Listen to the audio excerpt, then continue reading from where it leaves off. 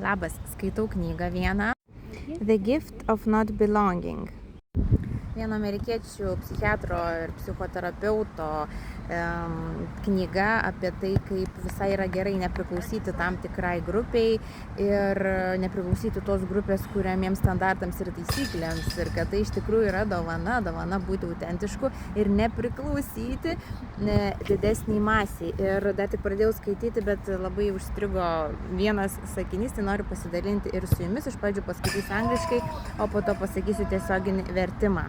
There is nothing more freeing than to realize that since you cannot be anything other than yourself, it makes very good sense to like and value that person.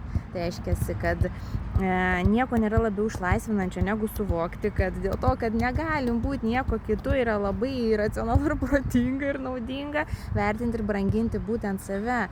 Iš tikrųjų, mes dažnai norim konkuruoti, pavydim ir norim būti kažkuo kitu ar panašiais į kažką kitą, bet ne veltui gimėm tokie, kokie esam, ne veltui mūsų siela pasirinko mūsų kūną, mūsų asmenybę ir mūsų charakterį, nes žinojo, kad su tuo visų paketu patirs patį geriausią gyvenimą, kokį gali patirti.